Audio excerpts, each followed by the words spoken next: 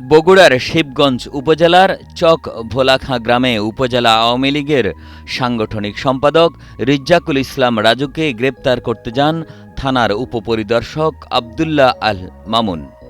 সে সময় রাজুকে হাতকড়া পরানো হয়।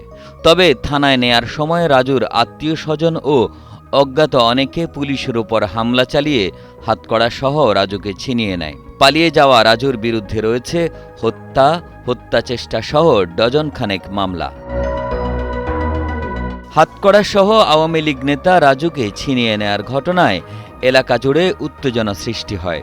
এই ঘটনায় ২০ জনের নাম উল্লেখসহ ২০০ জনের বিরুদ্ধে মামলা হয়েছে। এই আসামি ছিনিয়ে নিয়ে যাওয়ার ঘটনাকে কেন্দ্র করে একটি শিবগঞ্জ থানায় মামলা রুজু হয়েছে।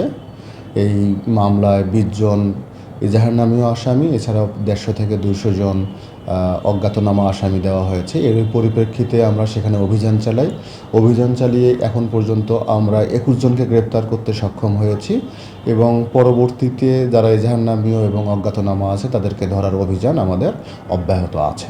এখানে তো বলা হয়েছে যে আসামির যারা আত্মীয়স্বজন তারা ছিনিয়ে নিয়ে গিয়েছে, এ ব্যাপারে তো সত্যতা আছে এবং তাদেরকে আমরা গ্রেপ্তারের চেষ্টা চালাচ্ছি।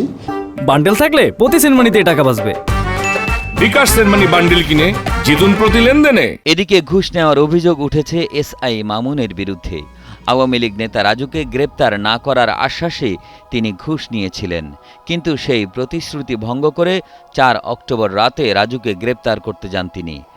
এমন অভিযোগে শিবগঞ্জ থানার এসআই মামুনকে প্রত্যাহার করে তদন্ত কমিটি গঠন করা হয়েছে বলেও জানান অতিরিক্ত পুলিশ সুপার হোসাইন মোহাম্মদ রায়হান। যে অভিযোগ উঠেছে যে আমাদের পুলিশের এখানে ঘুষ খাওয়ার ব্যাপারটা, সেটা ব্যাপারে আমাদের পুলিশ সুপার মহোদয়ের পক্ষ থেকে তদন্ত টিম গঠন হয়েছে। তারা তদন্ত করে দেখবেন, এর সত্যতা পাওয়া গেলে আমরা সত্যতার উপর নির্ভর করে আমরা আইনানুগ ব্যবস্থা গ্রহণ করব তার বিরুদ্ধে।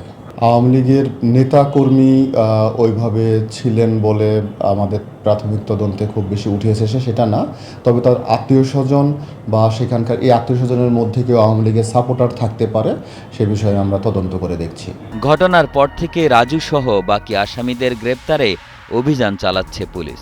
তবে এখনও আটক হয়নি হাতকড়া সহ পলাতক আওয়ামী লীগ নেতা রিজ্জাকুল ইসলাম রাজু।